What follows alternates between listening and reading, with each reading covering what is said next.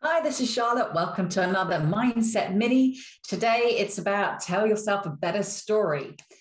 So we're storytellers, and that's great on stage and on screen. We're telling some really great stories. Sometimes with ourselves, our own inner monologue, the story is not so good. Now, one of the things, because it's not just an acting thing, the storytelling thing is part of who it is to be a human being. It's how we understand the world.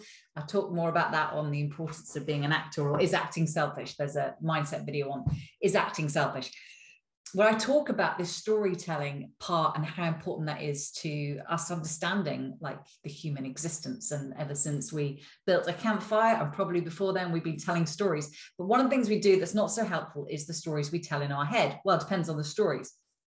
So we make up stories about everything because we tend not to know the exact truth or the exact reasons why certain things happen. And some things are maybe going to happen in the future, or maybe not going to happen, or maybe happened in the past, and maybe didn't happen in the past.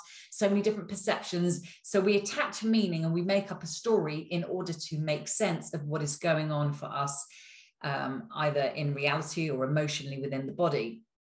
And some of those stories are unhelpful. Now, they're all stories, by which I mean they're a kind of a guess, like a presumption. I assume that this means blah, blah, blah, blah. I've attached meaning. Yeah, I messed up my lines, and I assume this means I haven't got the job. And that interpretation, that story, makes me then feel a certain way. Whereas if I forgot my lines and I made up the story, well, that won't matter.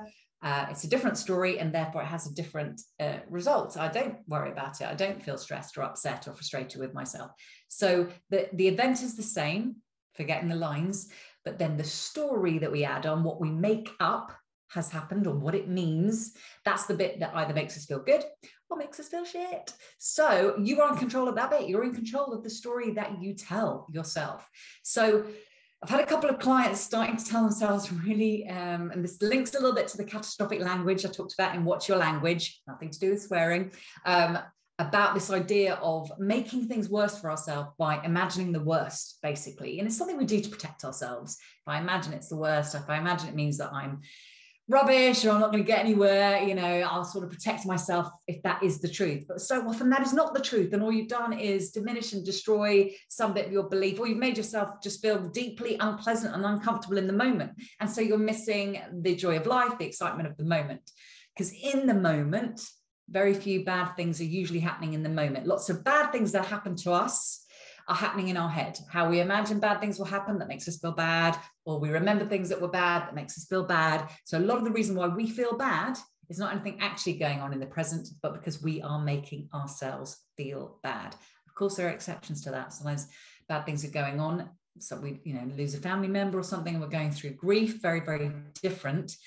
That's just like you reacting to something real as opposed to making up a story. And if you don't know the difference, I guess just start to ask yourself the question, am I making up a story? Is there another possible meaning or interpretation that I could be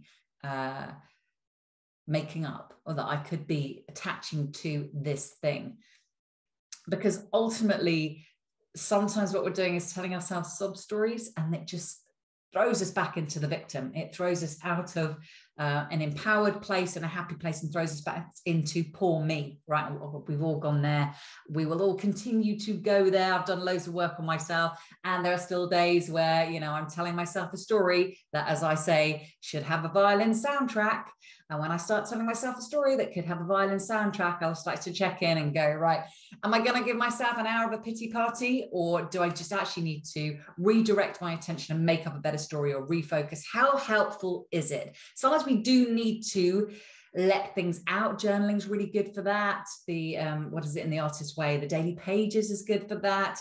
And I certainly recommend, having a therapist you speak to once a week to let stuff out. But what we don't want to be doing is living, spending all our time in the pity party, in the sob story, in the victim state. Yes, we're always going to have moments where shit things happen, and we may need to express that and offload that, and we want to move through it. So we don't want to compress it and depress it. We want to express it, but we want to move through. And sometimes what happens is we get stuck in that one moment of interpretation of what something means. This happened, it means people don't value me. And then I'm stuck in people don't value me as my life story. No one wants to watch that film, right? Yeah, we want to watch the hero's journey. You're on the hero's journey. So tell yourself a better story. So when you start to feel not great, I say this a lot, what were you thinking? If you are making up a story, and usually that means it's more than one thought, we're embellishing it, because we're fantastic with storytellers. We have characters and scenery and plot lines and twists. And yeah, and we're in this whole full-on almost 3D virtual reality experience where it feels really real, and to the subconscious, to the body system, it is real. So you're putting yourself through that trauma. So whilst it is fun sometimes every now and then to have a little bit of a pity party, have a little bit of poor me, have a sub story and a victim, we will not succeed in that place. It is not attractive. It is not where we act empowerly from. It's not where we feel good from. It's not where we maintain our health from. So have it, express it, reduce it, and then try and shift it. What other story could you be telling yourself? Yeah, choose a better story. They're all stories. You'd like to think, no, this one's true. That one wouldn't be true. That's hopium and this is reality. Both stories. Happy to have anyone discuss that with me. I feel I could argue it adequately. They're all stories. We're all making interpretations all the time. Everything is an interpretation. What we see is an interpretation. What we hear is an interpretation. And certainly the meaning we attach is an interpretation. Change the interpretation, change how you feel about it. Because ultimately how you feel about yourself and the story you tell about yourself is how your life is going to kind of play out. So tell yourself a better story. All right, guys, have a great week. If you've liked this video, please like it. If you haven't subscribed yet, do subscribe. No, it's on that side. I can't remember. One of the sides, there'll be a subscribe button. Do subscribe, and then you can be up to date weekly with all the mindsets. Have a great week and take care. Bye.